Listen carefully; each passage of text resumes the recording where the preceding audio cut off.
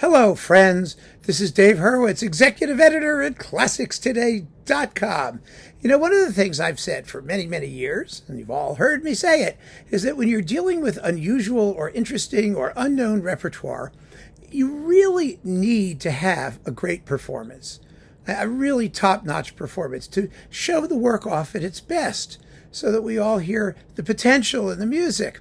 And as often as not, we don't get that. We don't get it because, hey, let's face it, these things are not going to be big money makers. They are objects of local enthusiasm. You get, average artists with average ability and average recording technology, and they give you something which gives you a sense of what the piece is, but not the best sense. And I am entirely 100% behind people making records and recording things that are unknown and doing the best they can, and they do, but still, it's always better if you can get a really slamming performance so you can judge the music better, so that you can get a better sense of what you're listening to. Such is the case with this recording of Thomas de Hartmann, Rediscovered. This is a series that's being pursued by the Thomas de Hartmann Rediscovered Foundation, or whatever it is, these people who are paying to make the recordings, and then they are shopping them around on various labels. They've appeared on Nimbus and on Toccata, and now here we have PentaTone. And there was a previous one on PentaTone as well, I believe, that wasn't so hot. But this one is terrific because it consists of his violin concerto and his cello concerto. And we've got Joshua Bell. Yeah, Joshua Bell doing the violin concerto with the INSO-Lviv Symphony Orchestra under Dalia Stasevska. She's very, very good, and it's a very good orchestra. And Matt Haimovitz playing the cello concerto with the MDR Leipzig Radio Symphony Orchestra under Dennis Russell Davies. Dennis Russell Davies, of course. I mean, these are all top-flight artists. They really are. And it's a relief to be able to say that the performances sound to me absolutely terrific, and the music is wonderful. Oh my. Thomas de Hartmann was famous because he hung out with that religious Swami guy, Arthur Gurdjieff, whatever his name was, and transcribed and wrote down, a gazillion little sniglets of his music. But he was also a composer of no mean substance, as we are learning from these recordings. He wrote major works.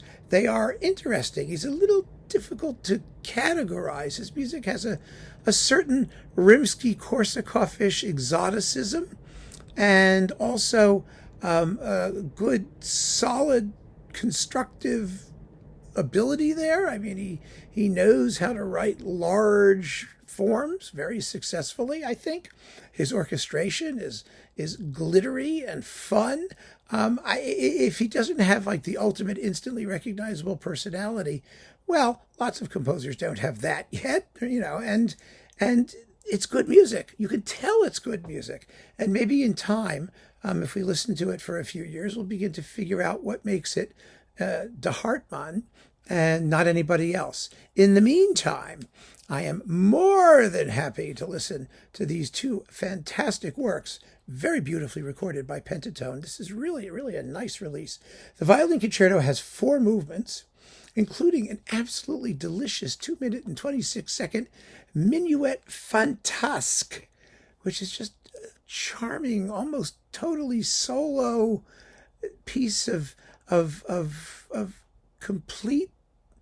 How do I describe it? I don't know. It's nirvana. It's this strangely abstracted piece. It's really kind of cool. It's fantastic. It's in its own bubble. It's in its own universe. And then you've got 3 other largish movements. And I mean, the slow movements are beautiful. It's full of good tunes. And like I said, really colorful orchestration. The very end of the finale of this violin concerto is marvelous. It's got one of the best endings you'll ever hear in a violin concerto. It's not the usual. I mean, the violin is doing all kinds of virtuoso stuff right up to the end and all. But the whole orchestra is behind it, and it sounds wonderful. It really does.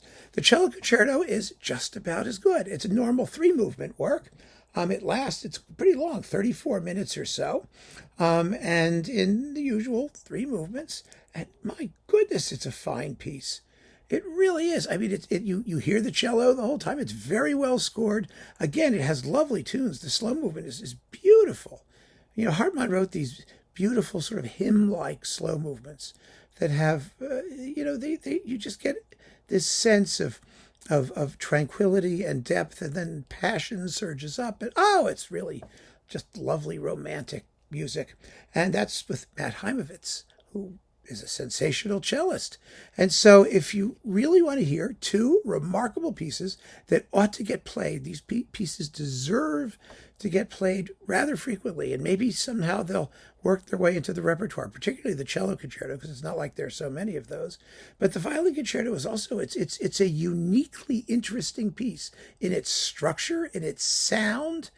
Yeah, I mean, this is the real deal. So give this a shot. You're going to be really, really happy if you have an opportunity to experience this and you're interested in some unusual rep. And you can download this too, because I downloaded it and I have the disc. So I heard it both ways, and it sounds just splendid no matter how you slice it. So keep on listening, friends. Thanks for joining me. Take care.